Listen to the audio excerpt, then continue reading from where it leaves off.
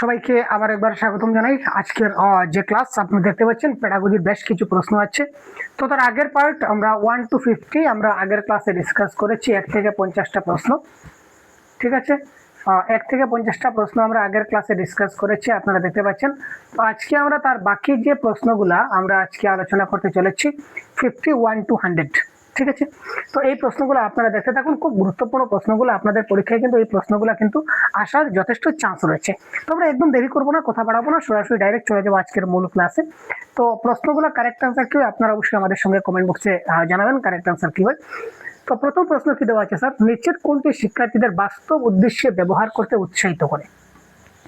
তো বাস্তব উদ্দেশ্যে ভাষা ব্যবহার করতে উৎসাহিত করে বাস্তবধর্মী কাজ, অনুশীলন, মুখস্থ করা না পাঠ্যাংশের সংকেত বিশ্লেষণ করা। আমরা বাস্তব উদ্দেশ্যে ভাষা ব্যবহার করব, তার জন্য আমাদের কি করতে হবে? আমরা একটা কথা আমরা জানি যে কখনো আমরা কি করব না স্যার, কখনো আমরা মুখস্থ করব না। মুখস্থ করলেই কিন্তু আমাদের সব খেলাটা শেষ হয়ে যায়, কখনো আমরা মুখস্থ করবো না। আর পাঠ্যাংশের সংকেত বিশ্লেষণ করা বা এক্সারসাইজ করা এখানে কারেক্ট আনসার হবে না। এখানে কারেক্ট আনসার হবে, যেহেতু বাস্তব উদ্দেশ্যে আমরা করব, সুতরাং এখানে আমরা বাস্তব ধর্মী কাজ এখানে আমাদের করতে হবে। তো এই ক্ষেত্রে কারেক্ট আনসার হয়ে যাবে আমাদের অপশন নাম্বার 1।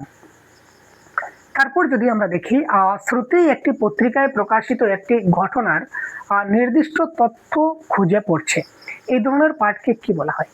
যখন সে একটা নির্দিষ্ট তথ্য খুঁজে পড়বে, অর্থাৎ কোনো একটা জায়গা থেকে যখন কোনো একটা নির্দিষ্ট পার্টিকুলার জিনিস যখন খোঁজা হয়, তখন এটাকে রিডিং এর কোন পার্ট বলা হয়? রিডিং এর অনেকগুলো পার্ট আছে, রিডিং এর অনেকগুলো প্রকার আছে। আমরা অনেকবার কিন্তু কনসেপ্টের ক্লাসে আপনাদের সঙ্গে ডিসকাস করেছি অনেকবার। তো রিডিং এর অনেকগুলো পার্ট আছে, তার মধ্যে এই যে তথ্য খুঁজে বের করা, কোনো একটা নির্দিষ্ট ডেফিনিট একটা তথ্য যদি আমরা খুঁজে বার করতে চাই, তো তার জন্য আমাদের কি ধরনের রিডিং দরকার হবে? স্কিমিং হবে, নাকি রিডিং ফর পারপাস, না রিডিং ফর প্লেজার, নাকি স্ক্যানিং? তো দেখুন, রিডিং ফর পারপাস বলে আমরা কোনো পাই না। স্কিমিং মানে হচ্ছে কিছু স্কিপ করে করে পড়া, মূল সারমর্ম বোঝার জন্য পড়া। আর প্লেজার মানে হচ্ছে এক্সটেন্সিভ রিডিংকে আমরা প্লেজার বলে থাকি, আনন্দের জন্য পড়া যাকে বলা হয়। আর কোনো নির্দিষ্ট তথ্য খুঁজে যখন পড়া হয়, এটা হবে আমাদের কি? স্ক্যানিং হবে আমাদের এই ক্ষেত্রে কারেক্ট আনসার। যেসব শব্দ আমরা লেখা এবং বলার সময় ব্যবহার করি সেগুলাকে আমরা কি বলি? সেগুলোকে আমরা প্যাসিভ ভোকাবুলারি, না ভোকাবুলারি ইন ইউজ, না অ্যাক্টিভ ভোকাবুলারি, নাকি ভোকাবুলারি ফর পারপাস বলে থাকি? যেসব শব্দ আমরা লেখা এবং বলার সময় ব্যবহার করি, এই শব্দগুলোকে আমরা কি বলতে পারি? Question number 53। যখন আমরা লিখবো এবং যখন আমরা বলবো, লেখা এবং বলার সময় আমরা যে শব্দগুলা ব্যবহার করি, এই শব্দগুলাকে বলা হয় অ্যাক্টিভ ভোকাবুলারি। কারণ একটা নির্দিষ্ট অ্যাক্টিভ কোনো সক্রিয় কোনো শব্দ আমাদের বের করতে হবে। অর্থাৎ আননেসেসারি যদি আমরা কোনো শব্দ ইউজ করি কোনো লেখার ক্ষেত্রে, তখন লেখাটা কিন্তু ভুল হয়ে যাবে। আদারওয়াইজ যদি আননেসেসারি কোনো কথা বলার সময় যদি আননেসেসারি কোনো শব্দ বলি যেটা কোনো প্রয়োজন নাই, অ্যাক্টিভ নয়, প্যাসিভ শব্দগুলো যদি ব্যবহার করি, প্যাসিভ মানে কি? যেটা কোনো নিষ্ক্রিয়, যার কোনো অর্থ বা মিনিং হবে না, যদি এই ধরনের হয়, তাহলে এটা কিন্তু আমাদের কোনো কাজে আসে না। আমরা সবসময় কি করতে হবে? আমাদের অ্যাক্টিভ শব্দগুলো আমাদের করতে হবে। আর যখনই আমরা অ্যাক্টিভ শব্দগুলো ব্যবহার করব, তখনই কিন্তু আমাদের লেখা বা বলা যাই করি না কেন, আমাদের এটা একটা অর্থপূর্ণ মিনিংফুল হবে। তার জন্য কারেক্ট আনসার এখানে আমাদের কি দাঁড়ালো স্যার? Option number C. চলো এবার নেক্সট প্রশ্ন যদি যাই, নিচের কোন কার্যক্রমটি কগনিটিভ একাডেমিক ল্যাঙ্গুয়েজ প্রফিসিয়েন্সি বা সিএএলপি তে উন্নয়ন করে? তো সিএএলপি এবং বিআইসিএস, আপনারা বিআইসিএস বলুন কিংবা সিএএলপি বলুন, তা নিয়ে পুরো কনসেপ্ট ইন ডিটেল আমরা কিন্তু অলরেডি আলোচনা করে দিয়েছি। যদি দেখে না থাকেন অবশ্যই কনসেপ্ট ক্লাসটা দেখলে আপনারা বুঝে যাবেন। তো এই শর্টকাটে আমি যদি বলি আপনাদের, আমাদের নিত্য প্রয়োজনীয়, অর্থাৎ সকালে ঘুম থেকে ওঠার পর অর্থাৎ ঘুমানোর আগ পর্যন্ত আমরা যার সঙ্গে মৌখিকভাবে, যদি আমরা ডাইরেক্ট বলতে পারি যে স্যার মৌখিকভাবে আমরা যার সঙ্গে যতই কথা বলি না কেন, এই সবগুলো কিন্তু বিআইসিএস এর অন্তর্ভুক্ত।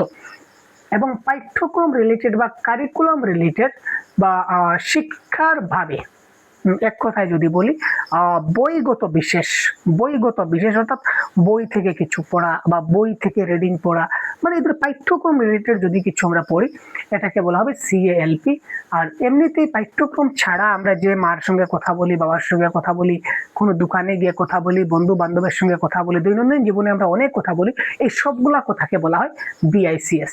তো এখানে প্রশ্নে বলেছে যে আমাদের কোনটি সিএএলপির আন্ডারে পড়ছে? Cognitive academic language proficiency. তো অ্যাকর্ডিং টু অপশন যদি আমরা দেখি, কোয়েশ্চন নাম্বার 54 যদি দেখি, জন্মদিনের শেষে নিজের ডায়েরি লেখা, জলবায়ু পরিবর্তনের প্রভাব নিয়ে সংবাদপত্রে একটি প্রবন্ধ লেখা, ভ্রমণ সম্পর্কে সহপাঠীদের সঙ্গে আলোচনা। তো সহপাঠীদের সঙ্গে যখন আলোচনা বা রেস্তোরাঁয় খাবারের মেনু পড়া, এগুলো হচ্ছে জেনারেলি আমাদের BICS এর মধ্যে পড়ছে। এখানে আমরা লক্ষ্য করব জলবায়ু পরিবর্তনের যেটা প্রভাব, এটা কিন্তু একটা একাডেমিক সাইড, পাঠ্য বইয়ের অন্তর্গত বা শিক্ষাগত কথা আমরা বলতে পারি। ইন একাডেমিক সাইডে যদি পড়ি, তো জলবায়ু পরিবর্তনের প্রভাব নিয়ে একটা প্রবন্ধ লিখলাম, মানে এটা তো আর দৈনন্দিন কথা বলার মধ্যে পড়ছে না, এটা তো শিক্ষাগত ব্যাপারে পড়তে হচ্ছে। সুতরাং যেটা আমরা শিক্ষাগত ব্যাপারে আমরা যেটা পড়বো বা লিখবো, যাই করবো, এটা হচ্ছে CALP। সুতরাং কারেক্ট আনসার এখানে হয়ে যাবে আমাদের অপশন নাম্বার বি। চলো নেক্সট কোয়েশ্চন দেখি। প্রসেস অ্যাপ্রোচকে লেখা শেখানোর আদর্শ পদ্ধতি বলা হয় কেন? প্রসেস অ্যাপ্রোচকে লেখা শেখানোর আদর্শ পদ্ধতি বলা হয়, এটা কেন বলা হয়? কোয়েশ্চন নাম্বার 55 যদি বলি, এটি প্রস্তুতি ছাড়াই তাৎক্ষণিকভাবে লিখতে শেখায়, এটি একেবারে চূড়ান্ত লেখা তৈরি করতে সাহায্য করে, এটি শুধু উচ্চতর ভাষাগত দক্ষতা পরীক্ষা করে, এটি ধাপে ধাপে একটি উন্নত লেখা তৈরির সুযোগ দেয়। তো কোয়েশ্চন নাম্বার 55 আপনাদের কি মনে হয়? কারেক্ট আনসার কমেন্ট বক্সে দেওয়ার চেষ্টা করুন। একটা process, what do mean by process? যদি আমরা প্রসেসকে যদি আমরা বলি, প্রসেস মানে কি? প্রসেস মানে স্টেপ বাই স্টেপ। প্রসেস মানে কি স্যার? স্টেপ বাই স্টেপ যাওয়া। প্রসেস মানে কি? স্টেপ বাই স্টেপ যাওয়া, তাই না? একটা প্রসেসে কাজটা করো, একবারে কাজটা করো না, একটা প্রসেস মেনে করো। মানে কি? স্টেপ বাই স্টেপ করো। প্রথমে স্টেপ 1, তারপর স্টেপ 3, তারপর স্টেপ 2, তারপর স্টেপ 3, দুঃখিত, স্টেপ 1, স্টেপ 2, স্টেপ 3, এইভাবে ধাপে ধাপে তুমি করতে পারো। তো এটাকে বলা হবে একটি ধাপে ধাপে একটি উন্নত লেখা তৈরির সুযোগ দেবে, অর্থাৎ স্টেপ বাই স্টেপ আমাদের করতে হবে। এটা হচ্ছে কি প্রসেস রাইটিং যদি আমরা বলি, বা প্রসেস অ্যাপ্রোচ যাই বলি। নিচের কোনটি ভাষা শিক্ষার একটি আউটপুট বেসড টাস্ক? আউটপুট মানে যেখানে রেজাল্ট চলে আসবে ডাইরেক্ট। আউটপুট মানে কি স্যার? যেখানে রেজাল্ট আসবে। তো রাজনৈতিক বিষয়ে একটি সংবাদ পড়া, দলগতভাবে অনুচ্ছেদ লেখার জন্য ধারণা সংগ্রহ করা। তো এখানে ধারণা সংগ্রহ করা, এটা হচ্ছে ইনপুট। ধারণা সংগ্রহ করব, আমি কোনো লিখছি না কিন্তু এটা আমি ইনপুট দিচ্ছি। ধারাবাহিক ছবির ভিত্তিতে একটি প্রক্রিয়া বর্ণনা করা, প্রসেস অ্যাপ্রোচ অনুসরণ করে সংবাদপত্রে একটি প্রবন্ধ লিখলাম। যখন আমি একটা প্রবন্ধ লিখে নিলাম, তখন সেটা তো আমার আউটপুট হয়ে গেল, এজ এ রেজাল্ট চলে আসলো যে কি লিখলাম, এটা হচ্ছে আউটপুট। তো এটার কারেক্ট আনসার হচ্ছে option number D, process approach অনুসরণ করে সংবাদপত্রের জন্য একটা প্রবন্ধ লেখা, এটা হবে এই ক্ষেত্রে correct answer, output based task. ব্যাকরণ শেখানোর ক্ষেত্রে নিচের কোন বক্তব্যটা সঠিক নয়? আমাদের দেখতে হবে নিচের কোনটা সঠিক নয়, আমাদের করতে হবে। কোয়েশ্চেন নাম্বার 57 যদি আমরা বলি, পাঠ্যাংশ থেকে ব্যাকরণ শেখানো, শিক্ষার্থীদের ভুল বাক্যকে উদাহরণ হিসেবে ব্যবহার করা, ছবি ব্যবহার করে শব্দ বা গঠন শেখানো, শুধুমাত্র ব্যাকরণের নিয়ম বোঝাতে আলাদা বাক্য ব্যবহার করা। তো এখানে দেখুন, শুধুমাত্র যখনই আমাদের কোনো অপশনে থাকবে, এটা কিন্তু সবসময় নেগেটিভ ওয়ার্ড হয় আমরা জানি, কারণ ব্যাকরণের নিয়ম বোঝাতে গেলে আমরা আলাদা বাক্য ব্যবহার করতে পারি, কিন্তু শুধুমাত্র যে আলাদা বাক্য ব্যবহার করতে হবে এই ধরনের কোনো কথা না, তার মানে এটা সঠিক নয়। তো এখানে কোনটা সঠিক নয়? তো অপশন নাম্বার ডি সঠিক নয়, শুধুমাত্র থাকার কারণে এটা আমাদের কারেক্ট আনসার হলো না। ভাষা সম্পর্কে নিচের কোন বক্তব্যটা সঠিক নয়? কোয়েশ্চেন নাম্বার 58 যদি আমরা দেখার চেষ্টা করি, প্রত্যেকটি ভাষার একটা লিপি থাকে, ভাষার একটি লিপি অপরিহার্য নয়, প্রত্যেকটি ভাষার একটি ব্যাকরণ থাকে, ভাষা মূলত কথ্য ভাষা।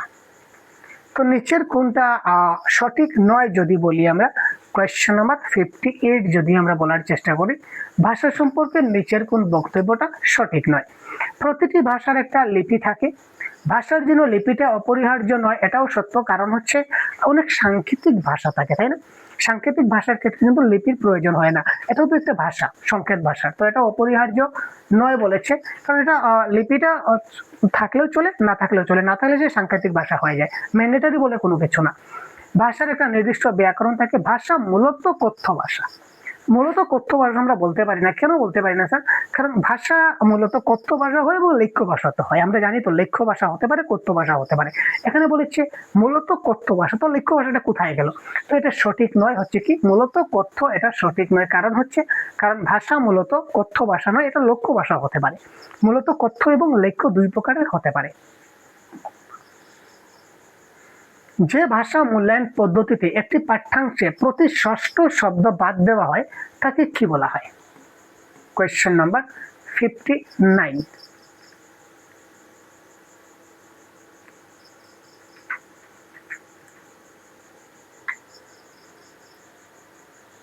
Question number 59। যে ভাষা পদ্ধতিতে একটি পাঠ্যাংশে প্রতি ষষ্ঠ শব্দ বাদ দেওয়া হয় তাকে কি বলে? যেমন ধরুন একটা পাঠ দেওয়া হলো, আমরা কিছু লিখলাম, লিখে 1 2 3 4 5, এখানে 6 নম্বরটা আমরা ছেড়ে দিলাম, তারপর আবার 1 2 3 4 5, আবার 6 নম্বরটা ছেড়ে দিলাম, আমি ছেড়ে ছেড়ে গেলাম। পরে ছাত্রদের বললাম যে এই যে শূন্যস্থান পূরণে এখানে কি বসতে পারে, তোমরা তোমাদের অনুমান করে এখানে শব্দগুলো তোমরা বসাও। তো এটাকে বলা হয় ক্লোজ টেস্ট। এটা কি বলা হয় স্যার? এটাকে বলা হয় ক্লোজ টেস্ট। নিচের কোনটি অ্যাসেসমেন্ট অ্যাজ লার্নিং এর উদাহরণ? তো অ্যাসেসমেন্ট অ্যাজ লার্নিং, তো যখনই অ্যাসেসমেন্ট অ্যাজ লার্নিং আসবে, তো অ্যাজ লার্নিং মানে কি? অ্যাজ লার্নিং মানে হচ্ছে সেলফ অ্যাসেসমেন্ট। আমরা সবাই জানি অ্যাসেসমেন্ট অ্যাজ লার্নিং হবে সেলফ অ্যাসেসমেন্ট। আর অ্যাসেসমেন্ট ফর লার্নিং যদি বলি তাহলে এটা হবে ফরমেটিভ অ্যাসেসমেন্ট।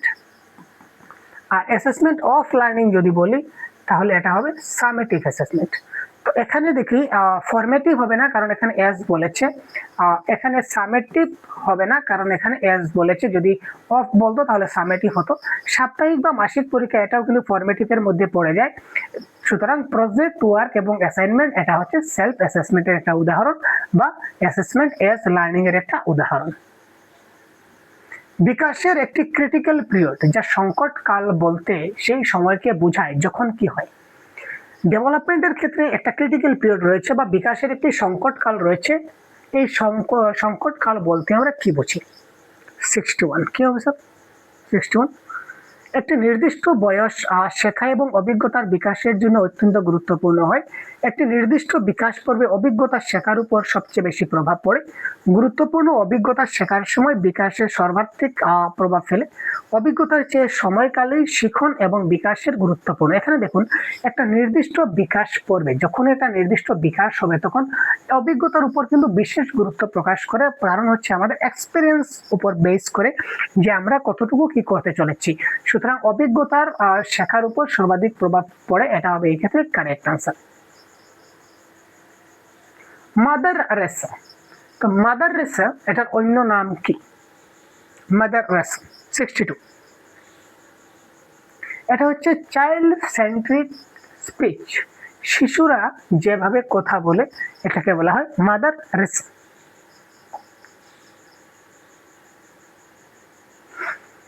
ভাষা শ্রেণীকক্ষের শিক্ষার্থীরা কাবুলিওয়ালা গল্পটি পড়লো। আমি ভাষা শ্রেণীকক্ষ পড়াচ্ছি, এই ক্ষেত্রে আমার শিক্ষার্থীরা কি করছে? কাবুলিওয়ালা নামক একটা গল্প পড়লো। পরে তাদের গল্পের বিভিন্ন দৃশ্যের ছবি এবং সংক্ষিপ্ত বিবরণ দেওয়া হলো।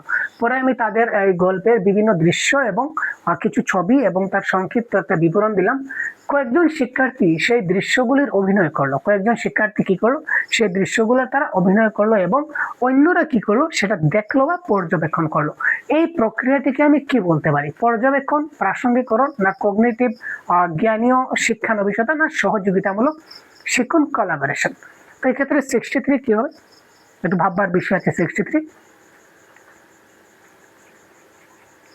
এটা কারেক্ট আনসার হচ্ছে, যেহেতু অন্যরা সেখানে পর্যবেক্ষণ করবে বা অবজারভেশন, সুতরাং এই ক্ষেত্রে কারেক্ট আনসার এখানে হয়ে যাবে অবজারভেশন, বেস্ট অপশন। কোন পরীক্ষাটি শিক্ষার্থীর ভবিষ্যতে কোনো কাজ সম্পাদনের সক্ষমতা পরিমাপ করে? ভবিষ্যতে কোনো কাজ সম্পাদনের সক্ষমতা করে প্রফিসিয়েন্সি টেস্ট, প্রোডাক্টিভ, সাবজেক্টিভ, না অবজেক্টিভ?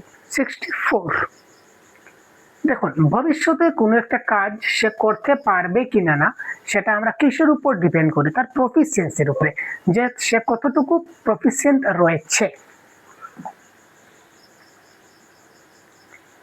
প্রাথমিক স্তরের শিক্ষার্থীদের পাঠ অনুধাবন বা রিডিং কম্প্রিহেনশন মূল্যায়নের জন্য শিক্ষক কি করতে বলতে পারেন?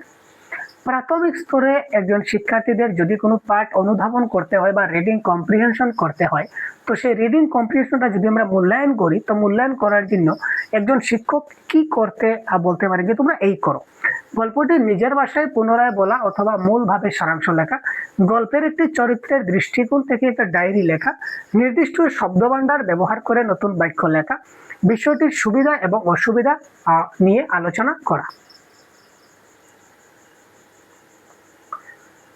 একটা পার্ট আমি তাকে পড়ালাম।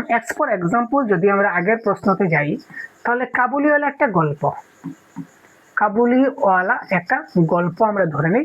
সে কি করলো, কাবুলিওয়ালা গল্পটা আমি তাকে পড়ালাম। তারপর গল্পটা পড়ার পর আমি তাকে বললাম যে গল্প থেকে তুমি কি বুঝলে, এই গল্প থেকে তুমি কি বুঝলে, তুমি সেটা নিজের ভাষায় তুমি বর্ণনা করো। তখন সে সেটা বুঝতে পারলো কিনা না আমি কি করে বুঝবো? সে যদি নিজের ভাষায় আবার যদি সেই গল্পটা পুনরায় বলতে পারে বা মূল গল্পটা কি ছিল মোটামুটি একটা বলতে পারে, তাহলে আমি বুঝবো যে তার পাঠটা অনুধাবন হয়েছে, অর্থাৎ তার রিডিং কম্প্রিহেনশন হয়েছে, অর্থাৎ সে জিনিসটা বুঝতে পেরেছে। তো এই ক্ষেত্রে option number 1 is the right answer of this question. গল্পটি নিজের ভাষায় পুনরায় বলা অথবা মূল ভাবের সারাংশ লেখা। নতুন ভাষা শেখার সময় মাতৃভাষার জ্ঞান সহায়ক হয়, মাতৃভাষা শেখায় বাধা সৃষ্টি করে। শিক্ষক কখনোই মাতৃভাষা ব্যবহার করবেন না, শিক্ষার্থী কখনো মাতৃভাষা ব্যবহার করবে না। ভেরি ইজি কোয়েশন 66 দেখা মাত্র কারেক্ট অ্যান্সার আপনাদের হওয়া উচিত। তাড়াতাড়ি বলুন তো এই ক্ষেত্রে কারেক্ট অ্যান্সার কি হতে পারে? Question number 66। নতুন ভাষা শেখার সময়, নতুন ভাষা যখন আমরা শিখবো তখন মাতৃভাষা শেখায়, এটা বাধা সৃষ্টি করে না, তো বাধা এটা আমরা কেটে দিলাম। শিক্ষক সবসময় মাতৃভাষা ব্যবহার করবে না, এটা বলা উচিত নয়। শিক্ষার্থী সবসময় মাতৃভাষা ইউজ করবে, এখানে বলেছে করবে না, তার মানে এটা হবে না। Correct answer option number 1। মাতৃভাষার জ্ঞান তার সহায়ক হবে। নতুন ভাষায় যদি শিখতে যায় তো মাতৃভাষায় সে যতটুকু শিখেছে বা বুঝেছে এটা তার অনেক কাজে আসবে, অনেক বেনিফিটেড হবে। ভাষার রিসেপটিভ স্কিল, গ্রহণমূলক দক্ষতা বলতে কোনটি বোঝায়? দেখুন এই প্রশ্নটা কিন্তু বারবার পরীক্ষায় প্রশ্ন আসে এবং এই ধরনের প্রশ্ন বারবার আমরা আপনাদেরকে প্রত্যেকটা ক্লাসে একইভাবে আমরা বুঝাই। তো আবারও যদি বলি, ভাষাগত দক্ষতা হচ্ছে 4 প্রকার। LS আর W যদি সিকোয়েন্সে লিখি, লিসেনিং, স্পিকিং, রিডিং এবং রাইটিং, এটাকে দুটা ভাগে ভাগ করা যায়। একটা হচ্ছে রিসেপটিভ স্কিল, একটা হচ্ছে প্রোডাক্টিভ স্কিল। প্রোডাক্টিভ স্কিলকে আরেকটা নামে জানা যায় যার নাম হচ্ছে expressive skill. Expressive skill Bangla যদি বলি এটা হচ্ছে গ্রহণমূলক দক্ষতা, এটা হচ্ছে উৎপাদনমূলক দক্ষতা বা এটা হচ্ছে প্রকাশমূলক দক্ষতা। তো যখনই লিসেনিং বা রিডিং হবে, লিসেনিং বা রিডিং হবে তখন সেটা রিসেপটিভ হবে। আর স্পিকিং এবং রাইটিং যখনই হবে, স্পিকিং এবং রাইটিং যখনই হবে সেটা হবে প্রোডাক্টিভ বা এক্সপ্রেসিভ। এখানে প্রশ্ন বলেছে রিসেপটিভ, তার মানে লিসেনিং এন্ড রিডিং। তো listening and reading option number বিতে দেওয়া আছে শোনা এবং পড়া। ও কোয়েশ্চন নাম্বার 67 এর অপশন নাম্বার বি হবে কারেক্ট আনসার। একইভাবে যদি বলে নিচের কোনটি প্রোডাক্টিভ স্কিল বা নিচের কোনটি এক্সপ্রেসিভ স্কিল, তাহলে কারেক্ট আনসার হবে বলা এবং লেখা, স্পিকিং এবং রাইটিং। ঠিক আছে, ক্লিয়ার স্যার? নিচের কোনটি ভিজুয়াল টিচিং লার্নিং ম্যাটেরিয়াল নয়, মানে নিচের কোনটা দেখা যায় না? ম্যাগাজিন, সংবাদপত্র, রেডিও সম্প্রচার, রেফারেন্স বই না ছবি চার্ট? দেখুন দেখা মাত্র কারেক্ট আনসার TLM এর প্রশ্ন। TLM নামক টপিক থেকে একটা প্রশ্ন আমরা দেখতে পাচ্ছি 68 এ। ভিজুয়াল টিচিং, তো ভিজুয়াল মানে কি স্যার? দৃশ্য উপকরণ। ভিজুয়ালটা মানে কি? ভিজুয়ালটা মানে হচ্ছে দৃশ্য উপকরণ, মানে যেটা দেখা যায়। তো এখানে প্রশ্নে বলেছে কোনটা দেখা যায় না। তো ম্যাগাজিন বা সংবাদপত্র আমরা দেখতে পারি, আর কোনো বই থাকলে বইটা আমরা দেখতে পারি, ছবি চার্ট দেখতে পারি, কিন্তু রেডিও আমরা কিন্তু দেখতে পাই না। রেডিওয় কি বলে কি আমরা শুধু শুনতে পাই, রেডিওর মাধ্যমে আমরা শুধু শুনতে পাই, আমরা দেখতে পাই না। তো রেডিও সম্প্রচার আমরা শুধু শুনতে পারবো, তো এটা ভিজুয়াল এইডস নয়। ঠিক আছে, এটা হচ্ছে শ্রাব্য উপকরণ, এটা হচ্ছে শ্রাব্য, এটা দৃশ্য নয়। রেডিওটা হচ্ছে শ্রাব্য উপকরণ। নিচের কোনটি রিমেডিয়াল টিচিং এর জন্য সুপারিশকৃত কৌশল নয়? 69। নিচের কোনটি রিমেডিয়াল টিচিং এর জন্য সুপারিশকৃত কৌশল নয় যদি আমরা বলি, এটা কারেক্ট আনসার কি হবে? 69। শিক্ষার্থীর দুর্বলতা শনাক্ত করে তার ভিত্তিতে সংশোধনমূলক শিক্ষা দেওয়া। তার কোথায় দুর্বলতা রয়েছে তাকে শনাক্ত করতে হবে এবং তার ব্যাপারে সংশোধনমূলক শিক্ষা দিতে হবে, এটা তো রিমেডিয়াল টিচিং এ বলেছে স্যার। সমস্যার সমাধানের জন্য শিক্ষক উপযুক্ত পরিকল্পনা তৈরি করবেন, এটাও তো ঠিক আছে।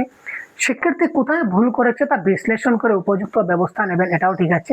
উন্নত পাঠ এবং চিন্তন কৌশল প্রয়োগ করে সরাসরি অগ্রসর স্তরের শিক্ষা দেওয়া, এটা কিন্তু রিমেডিয়াল টিচিং এর কথা নয়। ডাইরেক্ট আমরা উন্নত পাঠে চলে গেলাম বা চিন্তন কৌশল প্রয়োগ করলাম, এটা কোনো রিমেডিয়াল টিচিং এর কোনো পার্ট নয়, বা রিমেডিয়াল টিচিং বলতে আমরা এটাকে বুঝি না। তো এখানে option number D is the right answer, কারণ কোনটা কৌশল নয়, তো অপশন নাম্বার ডি নয়। শিক্ষক একটি বিষয় পরিচয় করিয়ে দিয়ে শিক্ষার্থীদের দ্রুত বিভিন্ন ধারণা লিখে নিতে বললেন। এরপর সেই বিষয়ের উপর একটি প্রবন্ধ লিখতে বললেন। এখানে শিক্ষক এখানে কি করছেন? শিক্ষক একটি বিষয় তিনি পরিচয় করিয়ে দিয়ে, যে কোনো একটা বিষয়তে শিক্ষক কি করলেন, তিনি পরিচয় করিয়ে দিলেন। শিক্ষক একটি বিষয় তিনি পরিচয় করালেন, যে একটা টপিক বিষয় তিনি পরিচয় করালেন। তারপর শিক্ষার্থীদের দ্রুত বিভিন্ন ধারণা লিখে নিতে বললেন, যে তোমরা ওই জিনিস সম্বন্ধে তোমরা কি কি বুঝতে পেরেছো, এটা তোমরা লিখে দেখাও। এরপর সেই বিষয়ের উপর একটা প্রবন্ধ লিখতে বললেন। এখানে শিক্ষক কি করছেন? ড্রিল করছেন, অ্যাসেসমেন্ট, ব্রেন স্টর্মিং না চেকলিস্ট ব্যবহার।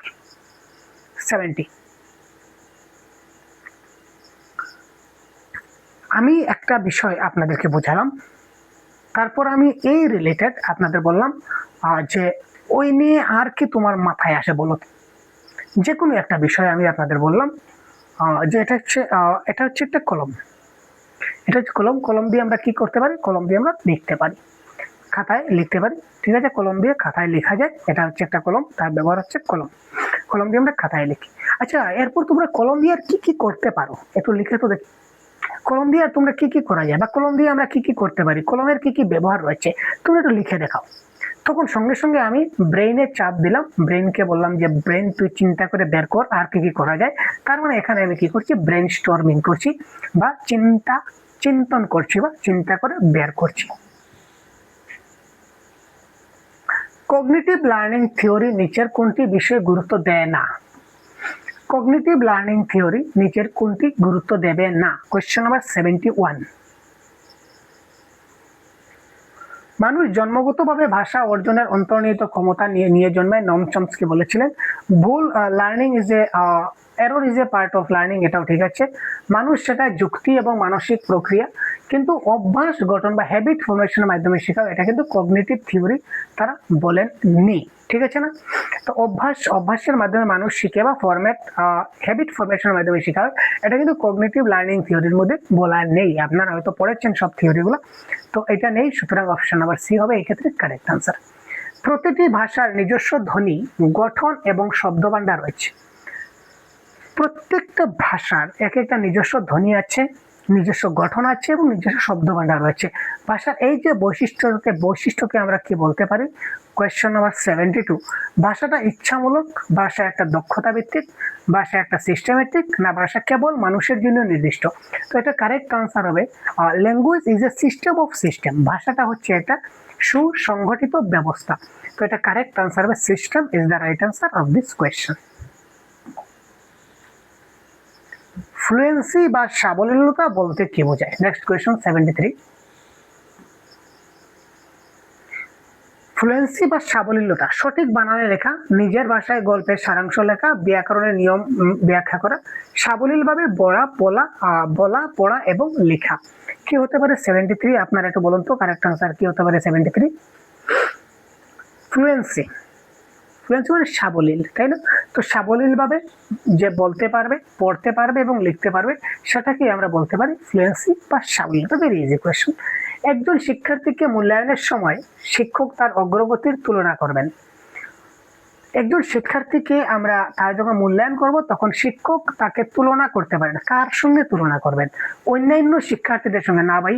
আমরা অন্যান্য একজন ছাত্রের সঙ্গে আরেকজন ছাত্রের আমরা কখনো কি করি না, কখনো আমরা তুলনা করি না। দ্রুত শেখা শিক্ষার্থীর সঙ্গে, তো দ্রুত যারা শিখে নেয় তাদের সঙ্গে, আলটিমেটলি অন্য স্টুডেন্টের সঙ্গে, তো অন্য স্টুডেন্ট বা অন্য শিক্ষার্থীর সঙ্গে আমরা তুলনা করি না। ধীর গতির শিক্ষার্থী মানে ওই আগে অন্য শিক্ষার্থী। তো একজন ব্যক্তির সঙ্গে আরেকজন ব্যক্তির কখনো তুলনা আমরা করব না, বা একজন ছাত্রের সঙ্গে আরেকজন ছাত্রের তুলনা করব না। আমরা নিজের মধ্যে নিজের তুলনা করবো। অ্যাজ ফর এক্সাম্পল, আমার ক্লাসে একটা স্টুডেন্ট আছে রাহুল। আমি রাহুলকে নবীনের সঙ্গে তুলনা করব না, আমি রাহুলকে তুলনা করব যে রাহুল আগে কতটুকু পারতো আর এখন সে কতটুকু পারছে। রাহুল আগে কতটুকু পারতো আর এখন কতটুকু পেরেছে, অর্থাৎ নিজের মধ্যে নিজের তুলনা। তার নিজের পূর্ববর্তী শেখার যে স্তর আছে, এই স্তরের সঙ্গে আমি তাকে তুলনা করতে পারি। সে আগে কতটুকু শিখেছে, আগে কতটুকু বুঝছে, এবং এখন সে কতটুকু বুঝতে পারলো, বেশি বুঝলো না কম বুঝলো, আমি সেটা তুলনা করতে পারি। কিন্তু রাহুলের সঙ্গে আমি অন্য কোনো ছাত্রের তুলনা করতে পারি না। সেটা ধীর গতির শিক্ষার্থী হোক বা দ্রুত শিক্ষার্থী হোক, যাই হোক না কেন, আমরা কখনো একজনের সঙ্গে আরেকজনের তুলনা করি না। প্রসেস অ্যাপ্রোচে লেখার ধাপগুলি যদি সঠিক ক্রমে আমরা যদি করি, কোয়েশ্চেন নাম্বার 75।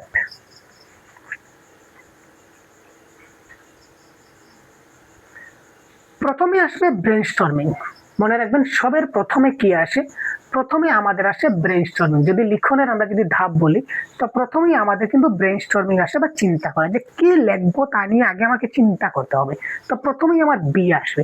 তো এখানে দেখুন একমাত্র একটি অপশনে প্রথমে বি আছে, তো তার মানে option number B is the right answer. প্রথমে আমি ব্রেনস্টর্মিং করব, তারপর ড্রাফটিং করব, আর তারপর আমি রিভাইজ করব, তারপর এডিং করব, তারপর আমি পাবলিশ করব। লাস্টের শেষের ধাপ হচ্ছে, মনে রাখবেন যে লিখনের শেষের ধাপকে বলা হয় পাবলিশ, আর প্রথম ধাপকে বলা হয় ব্রেনস্টর্মিং। প্রশ্ন আসতে পারে, নিচের কোন ধারণাটি ভাষাবিদ নম চমস্কি এর তত্ত্বের সঙ্গে সাংঘর্ষিক? 76।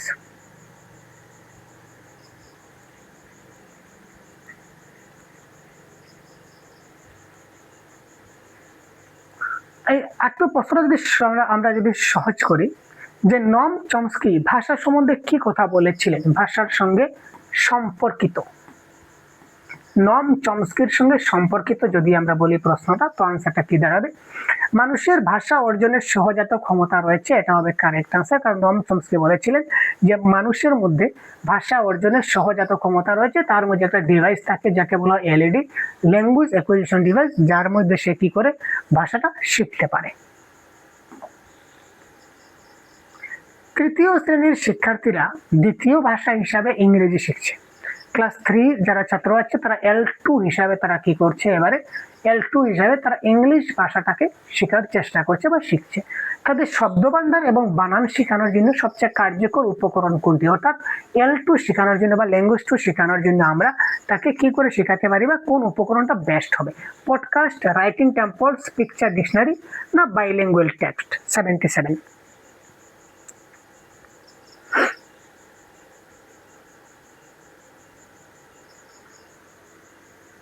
এই ক্ষেত্রে দেখুন, এই ক্ষেত্রে আমার ব্যক্তিগত পরামর্শ অনুযায়ী দুটা কারেক্ট আনসার হতে পারে।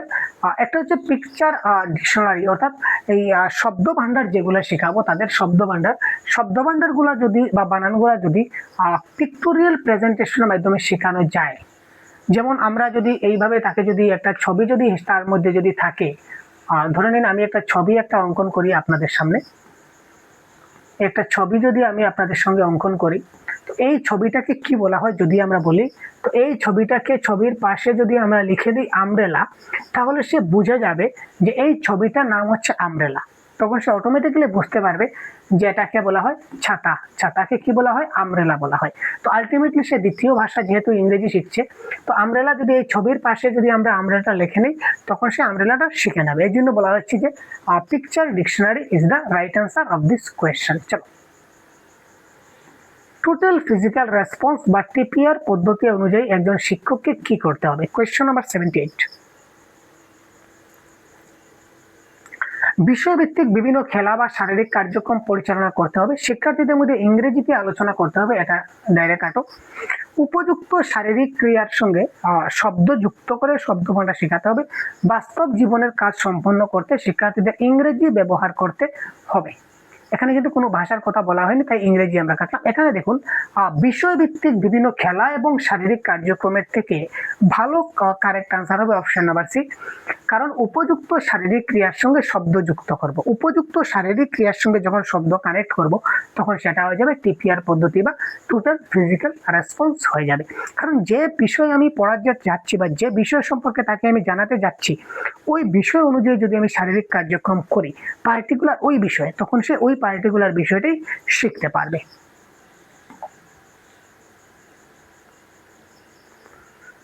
তারপর হচ্ছে ক্রাসেনের ভাষা অর্জন তত্ত্ব অনুযায়ী নিচের কোন শ্রেণীকক্ষ পরিস্থিতিটি তৃতীয় শ্রেণীর শিক্ষার্থীদের ভাষা অর্জনের জন্য উপযুক্ত নয় বা উপযোগী নয়? ক্রাসেনের ভাষা অর্জন তত্ত্ব অনুযায়ী, স্টেফেন ক্রাসেন তার ভাষা অর্জন তত্ত্ব অনুযায়ী নিচের কোন শ্রেণীকক্ষ পরিস্থিতিটি তৃতীয় শ্রেণীর শিক্ষার্থীদের ভাষা অর্জনের জন্য উপযোগী নয়? এটা আমরা কি করব? 79। শিক্ষার্থীরা নিজেরাই লেখার বিষয় নির্বাচন করতে পারবে। ইংরেজিতে কথা বলার সময় ভুল করলে শিশুদের বকাঝকা করা হয় না। এখানে দেখুন ভাষা অর্জন, তো ভাষা অর্জন তত্ত্ব, তার মানে কি ভাষা অর্জন মানে মাতৃভাষা অর্জন হয়। তো এখানে ইংরেজিতে বলেছে, সুতরাং এটা কারেক্ট আনসার আমাদের কখনো হবে না, সেটা বকাঝকা হোক আর যাই হোক সেটা দেখে লাভ নেই। বিভিন্ন সাধারণ বিষয়ে সহপাঠীদের মধ্যে নিয়মিত আলোচনা করা। শিক্ষক শ্রেণীতে পাঠ করে শোনানোর জন্য শেক্সপিয়ারের নাটক ব্যবহার করতে পারেন। তো এটা কিন্তু উপযুক্ত নয়, ঠিক আছে। এখানে আমরা তাকে পাঠ করে শোনালাম, শোনানোর জন্য শেক্সপিয়ারের নাটক ব্যবহার করলাম, তার সঙ্গে স্টাফেন ক্রাশনের কি নিয়ম আছে, ঠিক আছে। তো ইংরেজি বলুন বাংলায় বলুন, কথা বলার সময় সে যদি ভুল করে তাদের বকাঝকা করা ঠিক হয় না, এটা একদিকে কারেক্ট। কেননা সেটা ইংরেজি হোক বাংলা হোক যাই হোক না, কোনো কোনো ছাত্রী কিন্তু মাতৃভাষা ইংরেজি হতেও পারে। যদি তার মাতৃভাষা ইংরেজি হয়ে থাকে, তো সে ইংরেজিতে কথা বলার সময় যদি ভুল করে তাকে বকাঝকা করা হয় না, এটাও মোটামুটি স্টেফেন ক্রাশনের মত অনুযায়ী ঠিক চলছে।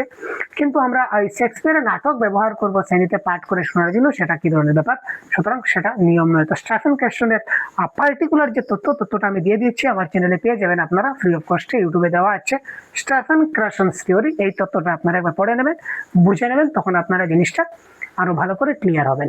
চলুন, শিশুদের কবিতার সঙ্গে পরিচয় করানোর ক্ষেত্রে নিচের কোন উদ্দেশ্যটি সবচেয়ে কম প্রাসঙ্গিক?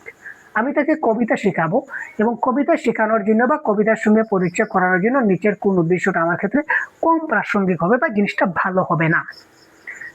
শিক্ষার্থীদের মুখস্থ করা। ওয়াও, মুখস্থ ভাই, মুখস্থ শব্দটা নেগেটিভ ওয়ার্ড, কাটলাম। বিভিন্ন ধরনের লেখার সঙ্গে পরিচয় করাতে পারি, সহজ উপায়ে স্বরভঙ্গি অনুশীলনের সুযোগ করে দিতে পারি, ছন্দর মাধ্যমে যদি তার শেখাই বা পুনরাবৃত্তির মাধ্যমে শেখাই, তখন সে অনেক আনন্দ পাবে, মজা পাবে। এখানে বলেছে কোনটা কম প্রাসঙ্গিক বা কোনটা সঠিক নয়। কারেক্ট আনসার অপশন নাম্বার 1, যেহেতু মুখস্থ দেওয়া আছে বা স্মরণ শক্তি বাড়ানোর ব্যাপার আছে, তো এটা নেগেটিভ ওয়ার্ড। তো এখানে কম প্রাসঙ্গিক মানে নেগেটিভ, তো নেগেটিভের আনসার নেগেটিভ হবে। Option number A is the right answer of this question. দ্বিতীয় শ্রেণীর একটি শ্রেণীতে শিক্ষক স্পট দ্য ওয়ার্ল্ড নামে একটি খেলা চালু করলেন। শিক্ষার্থীদের একটি গল্প দেওয়া হলো, একটা খেলা দেওয়া হলো, খেলার নাম হচ্ছে স্পট দ্য ওয়ার্ল্ড। একটা খেলা চালু করলেন, শিক্ষার্থীদের একটি গল্প দেওয়া হলো এবং শিক্ষক যে শব্দ বলবেন তা দ্রুত বৃত্ত দিয়ে চিহ্নিত করতে হবে। একটা খেলা দেওয়া হলো, বিভিন্ন শব্দ আছে, একটা গল্পের মধ্যে বিভিন্ন শব্দ দেওয়া আছে।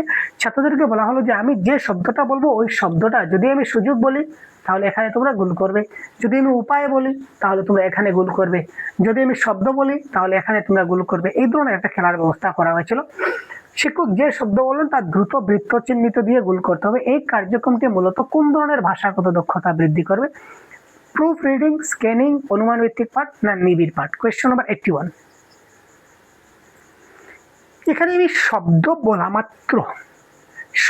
বলা মাত্র ছাত্ররা কি করবে, এখানে খোঁজা শুরু করবে যে কোথায় আছে, তাই না? শব্দ বলা মাত্র তারা খোঁজা শুরু করবে, যে জিনিসটা খুঁজতে হয়, পার্টিকুলার একটা বিষয়, একটা নির্দিষ্ট তথ্য যখন আমাকে খুঁজতে হবে, তখন এটাকে রিডিং এর পার্টে বলা হয় স্ক্যানিং। ঠিক আছে স্যার, স্ক্যানিং মানে খোঁজাখুঁজি। চলো,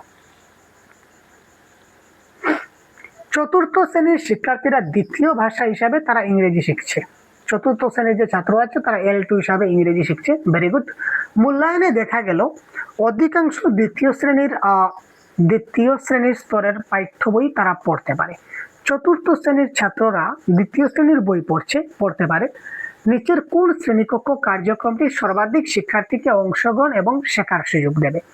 প্রতিদিন একটি করে নতুন আইডিয়ম শেখাবেন, সপ্তাহান্তে পড়া বই নিয়ে আলোচনা করবেন, প্রতিদিন 1 মিনিট ধরে আগের দিনের কোনো অভিজ্ঞতা বলা, প্রতিদিন 5 মিনিটের মুক্ত রচনা লিখতে হবে। Question number 82। প্রতিদিন আমরা 1 মিনিট হোক আর 2 মিনিট হোক যাই হোক, আমাদের আগের দিনের অভিজ্ঞতা নিয়ে আলোচনা করতে হবে। কারণ হচ্ছে কি, সে চতুর্থ শ্রেণীর ছাত্র, সে দ্বিতীয় শ্রেণীর স্তরের বইটা পড়ছে, তার মানে সে পিছনে আছে। তাকে পিছনে হিসেবে তাকে যদি আমরা আগাইয়ে নিতে যাই, তাহলে আমাদের কি করতে হবে? রিমিডিয়াল টিচিং করতে হবে। এবং রিমিডিয়াল টিচিং করতে গেলে তার আগের দিনের বা আগের যেগুলো হয়ে গেছে ওই অভিজ্ঞতাগুলো তাকে শেয়ার করতে হবে। সেটা 1 মিনিট হোক আর 5 মিনিট হোক বা যাই হোক, সেটা অন্য ব্যাপার। সুতরাং তাকে আগের দিনের অভিজ্ঞতা দিতে হবে, আগের দিনের বা আগের ক্লাসের অভিজ্ঞতা তাকে দিতে হবে। বহুভাষিক শ্রেণীকক্ষে পাঠদান করার সময় জাতীয় পাঠ্যক্রম কাঠামো NCF 2005 অনুযায়ী শিক্ষককে কোন নীতি অনুসরণ করা উচিত?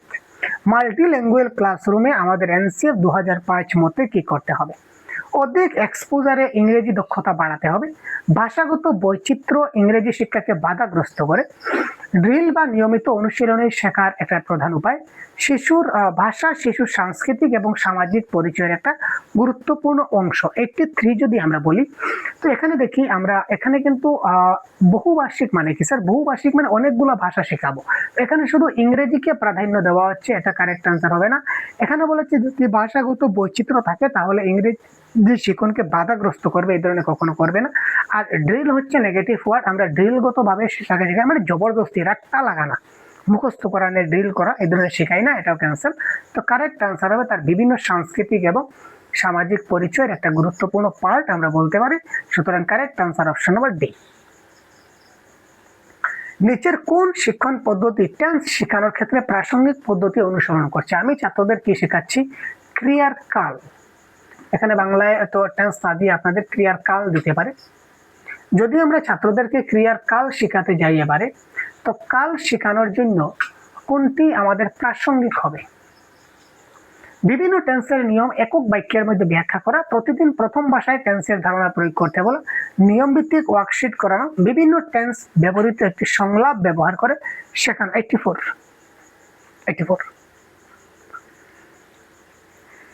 কি হবে? 84 বলুন তো।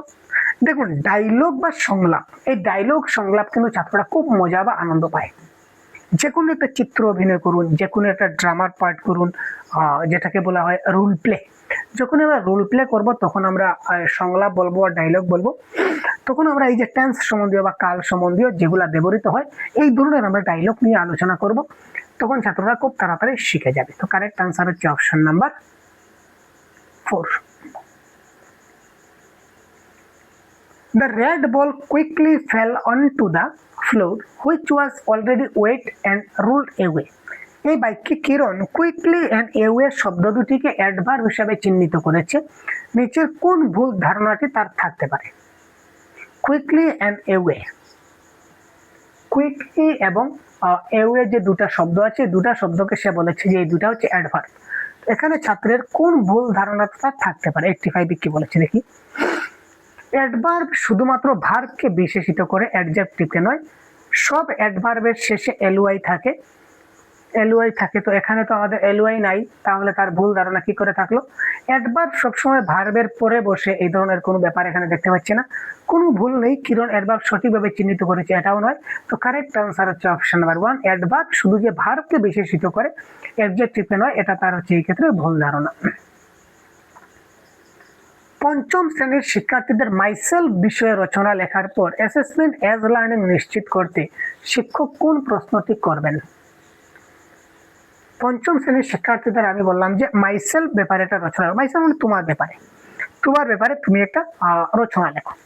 তারপর অ্যাসেসমেন্ট অ্যাজ লার্নিং, তারপর সেলফ অ্যাসেসমেন্ট নিশ্চিত করতে তুমি যে লিখেছো তুমি নিজেকে সেটা কি করে দেখবে? অর্থাৎ সেলফ অ্যাসেসমেন্ট যখন ছাত্ররা নিজেকে করবে তখন শিক্ষক কোন প্রশ্নটা করতে পারেন? তুমি এবং তোমার সেরা বন্ধুর মধ্যে কি পার্থক্য? দেওয়া পয়েন্টগুলির সঙ্গে মিলিয়ে দেখো কি কি লিখেছো। তোমার সবচেয়ে প্রিয় কাজ কি?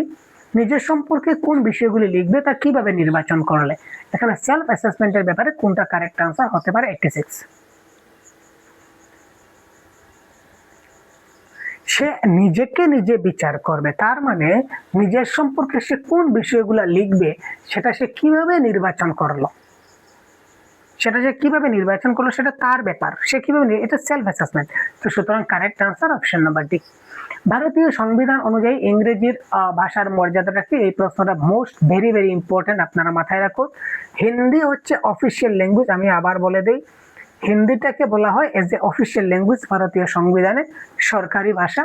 আর ইংরেজিকে বলা হয় অ্যাসোসিয়েট অফিসিয়াল ল্যাঙ্গুয়েজ বা সহযোগী সরকারি ভাষা, এটা আমরা বলতে পারি। এই দুইটা আপনারা মনে রাখবেন, পরীক্ষায় প্রশ্ন বারবার ঘুরিয়ে ফিরিয়ে এখান থেকে আসে। যদি শিক্ষণ উদ্দেশ্য হয় যে শিক্ষার্থীরা সঠিক বিরাম চিহ্ন ব্যবহার করতে পারবে, তাহলে নিচের কোন মূল্যায়নটি সবচেয়ে উপযুক্ত? বিরাম চিহ্ন বিহীন একটি অনুচ্ছেদের সঠিক বিরাম চিহ্ন বসাতে বলা, প্রদত্ত অনুচ্ছেদে ব্যবহৃত বিরাম চিহ্ন চিহ্নিত করতে বলা, সঠিক স্বরভঙ্গিতে সংলাপ অভিনয় করতে বলা, পরিচ্ছদ কমা প্রশ্নবোধক চিহ্ন ব্যবহারের নিয়ম লিখতে বলা। এখানে শিক্ষণের উদ্দেশ্যটা যদি হয় যে সঠিক বিরাম চিহ্ন ব্যবহার করতে পারবে, তার মানে এখানে যে জায়গাতে বিরাম চিহ্ন নাই সেই জায়গাতে সম্পূর্ণ অনুচ্ছেদে তারা কি কি বিরাম চিহ্ন বসবে এটা যদি তারা বসাতে পারে, তার মানে সে সঠিক বিরাম চিহ্ন ব্যবহার করতে পারছে। শুধু পূর্ণচ্ছেদ, কমা এবং প্রশ্নবোধক চিহ্ন এই তিনটা কিন্তু আমাদের মধ্যে পড়ছে না, আরো অনেকগুলা বিরাম চিহ্ন আছে যেটা আপনারা জানেন। তো তার নিয়ম লিখতে বলা, নিয়ম যদি সে জানে আর বসাতে পারে না তাহলে কি ব্যাপার? নিয়ম লিখা, নিয়ম জানা আর বাস্তবে সেটাকে অ্যাপ্লাই করার মধ্যে কিন্তু পার্থক্য আছে। তার মানে এটা কারেক্ট অ্যান্সার না, আর এটা তো আমাদের বিরাম চিহ্নের কোনো অংশও না। আর প্রদত্ত অনুচ্ছেদে ব্যবহৃত বিরাম চিহ্ন চিহ্নিত করতে পারা, চিহ্নিত করে আমি জানি, বুঝি এটা কমা, এটা দাঁড়ি, কিন্তু কোন জায়গায় ব্যবহৃত সেটা আমি জানি না, তো তার মানে এটা তো কোনো মানে দাঁড়ালো না। তো কারেক্ট অ্যান্সার অপশন নাম্বার 1। তুমি অনলাইনে প্রোগ্রামে প্রথমে শব্দের প্রত্যেকটা ধ্বনি ধীরে ধীরে উচ্চারণ করা হয়। একটি অনলাইন প্রোগ্রামে কি করা হয়? প্রথমে শব্দের প্রত্যেকটা ধ্বনি আস্তে আস্তে উচ্চারণ করা হয়, তারপর একটু দ্রুত উচ্চারণ করা হয়, শেষে স্বাভাবিক গতিতে বলা হয়। এই টুলটি মূলত কোন দক্ষতা উন্নয়নে ব্যবহার করা হয়? অনুধাবন, ব্লেন্ডিং, শব্দভাণ্ডার না প্রসোডি? কারেক্ট আনসার কি হবে? 89। এটাকে বলা হয় কি? ব্লেন্ডিং। এটা কি বলা? ব্লেন্ডিং বলা হয়। কারণ প্রথমে সে ধীরে ধীরে বললো, তারপরে একটু স্পিড বললো, তারপর সে স্বাভাবিক নর্মালি চলে আসলো। একজন শিক্ষক ইংরেজিতে একটি গল্প বলেন, ভেরি ইন্টারেস্টিং। তিনি কি করলেন স্যার? তিনি ইংরেজিতে একটি গল্প বললেন এবং শিক্ষার্থীদেরকে সেটি তার নিজের ভাষায় বলতে বললেন, যে আমি তোমাকে ইংরেজিতে গল্প বললাম, তুমি তোমার মাতৃভাষায় সেটাকে বলো। মাতৃভাষা বাংলা হতে পারে, আসামিস হতে পারে, হিন্দি হতে পারে, ভোজপুরি হতে পারে, যার যেটা ইচ্ছা হতে পারে। তো তার নিজস্ব ভাষায় বলতে বললেন। পরে 5 জনের দলে ভাগ করে পালাক্রমে গল্পটি বলতে বললেন। যে পরে তিনি দলগতভাবে বললেন, যে বিভিন্ন দলে ভাগ করলেন, তারপর দলগতভাবে গল্পটা পালাক্রমে তুমি বলো, তুমি বলো, তুমি বলো, তুমি বলো, তুমি বলো, এগুলো বলতে লাগলেন।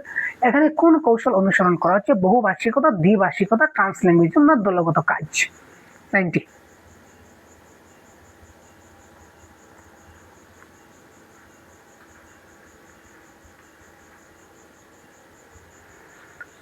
ইংরেজির গল্পটা সে তার নিজের ভাষায় বলছে, তার মানে এখানে কি করছে? এটাকে ট্রান্সফার করছে বা ট্রান্সলেট করছে।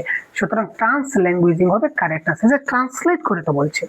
ইংরেজি যে গল্পটা আমাকে আপনি শোনালেন, আমি সেটাকে আমার ভাষায় যদি বলি, তো আমার ভাষায় বললে আমি সেটাকে বাংলায় বলবো, ঠিক আছে না? আবার কেউ যদি হিন্দি যদি কারোর মাতৃভাষা হয় তখন সে হিন্দিতে বলবে, কারোর যদি মাতৃভাষা অ্যাসামিজ হয় তাহলে সে অ্যাসামিজ বলবে, কারোর মাতৃভাষা যদি উড়িয়া হয় তো সে উড়িয়া ভাষায় বলবে। তার মানে এখানে বাইলিঙ্গুয়ালিজম কি করে হবে? বহুভাষিকতা এখানে কোনো ফ্যাক্টর না, কারণ একসঙ্গে তো সবাই বলছে না, এক এক করে বলছে, তাই না? সুতরাং এখানে ট্রান্সল্যাঙ্গুয়েজিং হবে কারেক্ট আনসার। একজন শিক্ষক চতুর্থ শ্রেণীর শিক্ষার্থীদের 6 জনের দলে ভাগ করে একটি অসমাপ্ত গল্প দিলেন এবং গল্পটি সমাপ্ত কল্পনা করে লিখতে বললেন। এই কার্যক্রমের মাধ্যমে কোন ধরনের লিখন দক্ষতা বিকশিত হবে? একজন শিক্ষক কি করলেন? তিনি ক্লাস 4 এর শিক্ষার্থীদের 6 জনের দলে ভাগ করলেন, যে একটা দলে 6 জন ছাত্র থাকবে। তখন এই দলকে তিনি কি করলেন? এই 6 জনকে একত্রিত করে তিনি বললেন যে এই হচ্ছে গল্প, আর এই গল্পের লাস্ট পার্টটা তিনি ছেড়ে দিলেন। তারপর বলেন যে তোমরা এই দলগতভাবে তোমরা সেটা আলোচনা করে লাস্ট পার্টে কি হতে পারে সেটা তোমরা বসাও। তো সেটা নিয়ন্ত্রিত লেখা হবে, নির্দেশিত হবে না, সৃজনশীল হবে না, প্রোডাক্ট রাইটিং হবে? কন্ট্রোল রাইটিং, গাইডেড রাইটিং, নাকি ক্রিয়েটিভ রাইটিং, নাকি কন্ডাক্ট রাইটিং? Product writing. 91। তিনি কার্যক্রমের মাধ্যমে কোন ধরনের লেখন? এখানে তাদের ক্রিয়েটিভ রাইটিং ডেভেলপ হচ্ছে বা ক্রিয়েটিভিটি বাড়ছে। কি বসবে সেটা তারা নিজে থেকে বানিয়ে বলবে। শিক্ষক তো কোনো বলে দিচ্ছে না যে তোমরা এইভাবে লেখো। তোমাদের এই 6 জনের মধ্যে যার ইচ্ছা হয়, অ্যাকর্ডিং টু আগের লাস্ট স্লাইডে কি বসবে সেটা তোমরা নিজের ইচ্ছা মতো বসাও, কারণ এই গল্পের রেফারেন্স অনুযায়ী তোমাদের বসাতে হবে। সুতরাং সেটা তার সৃজনশীল দক্ষতা আমরা বলতে পারি, বা ক্রিয়েটিভ রাইটিং হবে এই ক্ষেত্রে কারেক্ট আনসার।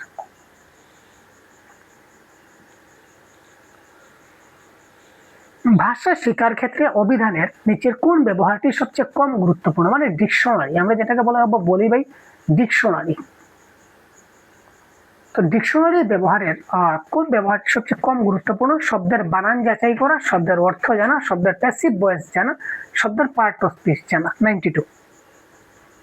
আচ্ছা, আমরা ডিকশনারি কখনো পড়েছেন? তো ডিকশনারি কিন্তু বানান থাকে, অর্থ থাকে, পার্ট অফ স্পিচও কিন্তু থাকে, আমরা পাই, কিন্তু তার passive voice passive voice active voice কি আমরা পাই ডিকশনারিতে?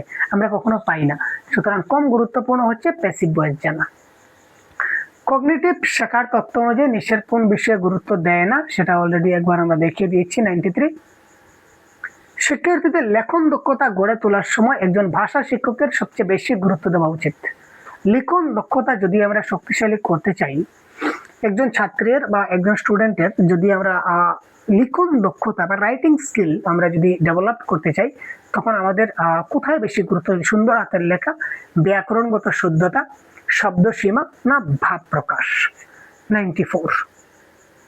কিসের উপর বেশি গুরুত্ব দিতে হবে? লিখন দক্ষতা। কি হবে?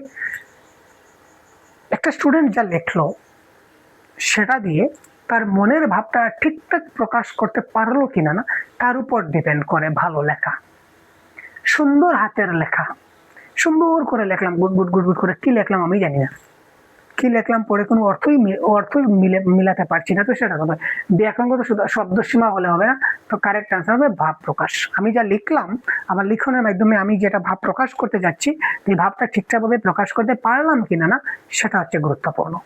প্রথম শ্রেণীর ভাষার বইয়ের প্রথম পাতায় কোনো শব্দ বা বাক্য ছাড়া একটা মেলার ছবি রয়েছে, এই মূল উদ্দেশ্য কি? প্রথম শ্রেণীর একটা বইয়ের ভাষা মানে বাংলা ভাষার বইয়ের পাতায় বা যে কোনো ভাষার বইয়ের প্রথম পাতায় কোনো শব্দ নাই, কোনো বাক্য নাই, ডাইরেক্ট একটা মেলার ছবি দেওয়া আছে, যেখানে মেলা চলছে তার একটা ছবি দেওয়া আছে। এই ছবিটার মূল উদ্দেশ্য কি? ছবি দেখে আনন্দ পাওয়া, ছবি পর্যবেক্ষণ এবং বিশ্লেষণের সুযোগ করে দেওয়া, একই ধরনের ছবি আঁকতে উৎসাহিত করা, না বই পড়া ধৈর্য বৃদ্ধি করা? 95 কি হবে? এত সহজ প্রশ্ন। 95। ছবির মধ্যে কি রয়েছে এটা ছাত্ররা ভালো করে পর্যবেক্ষণ করবে এবং ছবিটা তারা কি করবে? বিশ্লেষণ করবে।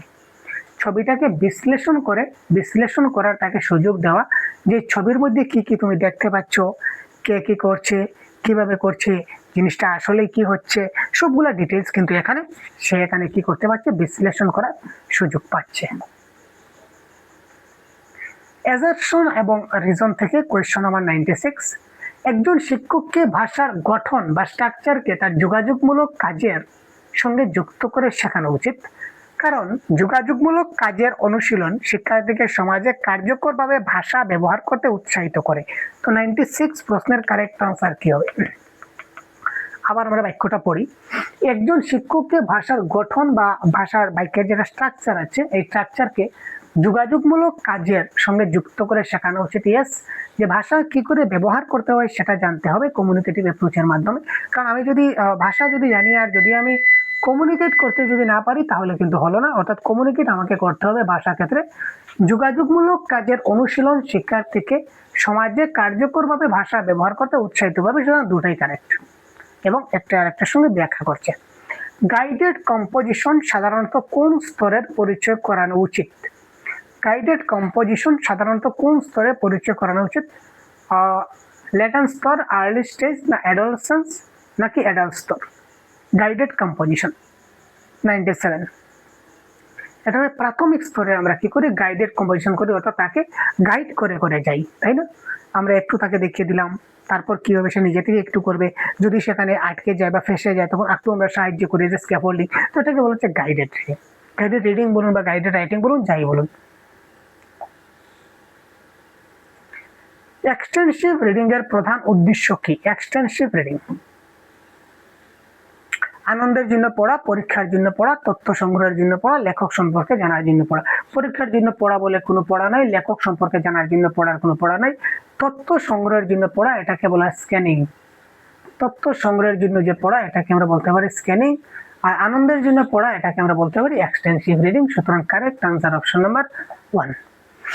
ভাষা শিক্ষা স্টোরি টেলিং এর প্রধান উদ্দেশ্য কি? স্টোরি টেলিং বা গল্প বলা, গল্প বলার প্রধান উদ্দেশ্যটা কি?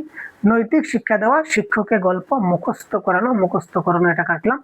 শিক্ষার্থীদের গল্প পড়তে শেখানো, ভাষার সাথে শিক্ষার্থীদের সক্রিয়ভাবে কানেক্ট করা। তো আমরা সবসময় শিশুদের কি করি, আমরা সবসময় শিশুরা যাতে আমাদের অ্যাক্টিভলি পার্টিসিপেট করতে পারে তার জন্য আমরা সবসময় মরিয়া হয়ে প্রচেষ্টা চালাই, তাই না? Actively participate. তো এই ক্ষেত্রে সক্রিয়ভাবে যুক্ত যেখানে থাকবে এটা হবে আমাদের এই ক্ষেত্রে কারেক্ট আনসার।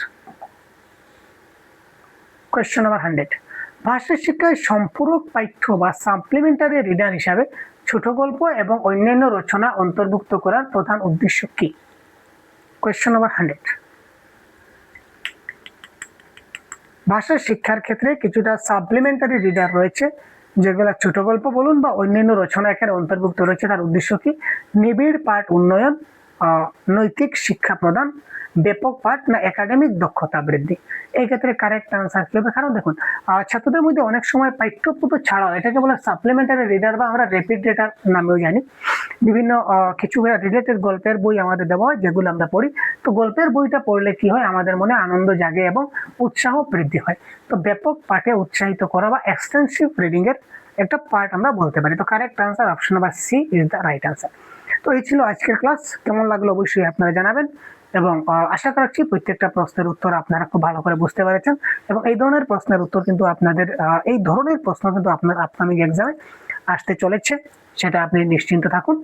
তো এই ধরনের ক্লাস আপনারা আরো পাবেন আমাদের চ্যানেলে। যদি কোনো সমস্যা থাকে বা বুঝতে অসুবিধা হয় অবশ্যই কমেন্টের মাধ্যমে জানাবেন এবং পরবর্তী সময় কি ধরনের ক্লাস দিলে আপনাদের যথেষ্ট বেনিফিট হবে সেটাও আপনারা অবশ্যই আমাদের কমেন্টের মাধ্যমে জানাতে পারেন। তো আজকের ক্লাস এই পর্যন্তই। পরবর্তী অন্য একটা ক্লাসে আবার কথা বলবো। ভালো থাকবেন, আমাদের সঙ্গে থাকবেন। ধন্যবাদ। জয় হিন্দ।